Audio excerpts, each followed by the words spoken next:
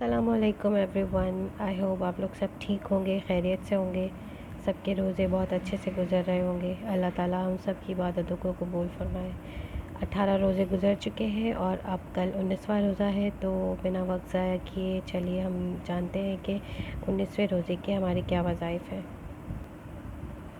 19ویں روزے والے دن ہمیں فجر کی نماز کے بعد سورہ جمعہ کی یہ آیت نمبر 40 مرتبہ پڑھنی ہے۔ یہ یہاں پر آپ اس کا اسکرین شاٹ لے لیں۔ اس آیت کو پڑھنے والا اللہ کے فضل و کرم سے زندگی بھر مالا مال رہے گا، یہ اس کا فائدہ ہے۔ اور اللہ تعالیٰ کے کلام میں تو ہر کلام میں فائدہ ہے بے شک، تو یہ سورہ جمعہ کی آیت نمبر 4 ہے جو 40 مرتبہ پڑھنی ہے ہمیں فجر کی نماز کے بعد۔ اس کے بعد ظہر کی نماز کے بعد ہمیں سورہ آل عمران کی آیت نمبر 26 پڑھنی ہے 33 مرتبہ۔ یہ اس کی آیت نمبر 26 ہے، اس کا آپ اسکرین شاٹ لے لیں۔ اور اس کا بھی فائدہ لکھا ہوا ہے کہ اس دعا کو پڑھنے والا ہمیشہ مالدار رہتا ہے اور زمانے میں بڑی عزت پاتا ہے، کبھی ذلیل اور رسوا نہیں ہوتا۔ بہت ہی مجرب قرآنی دعا ہے، تو ہمیں یہ پڑھنی ہے ظہر کی نماز کے بعد سورہ آل عمران کی آیت نمبر 26 33 مرتبہ۔ آپ اس کا بھی اسکرین شاٹ لے لیں۔ اب چلتے ہیں عصر کی نماز کی طرف۔ عصر کی نماز کے بعد ہمیں یہ درود شریف پڑھنا ہے 55 مرتبہ، اور اس کا فائدہ بھی نیچے لکھا ہوا ہے کہ حدیث شریف میں آیا ہے کہ اس درود پاک کو پڑھنے والے کے 80 سال کے گناہ معاف ہوتے ہیں اور 80,000 نیکیاں اس کے لیے لکھی جاتی ہیں۔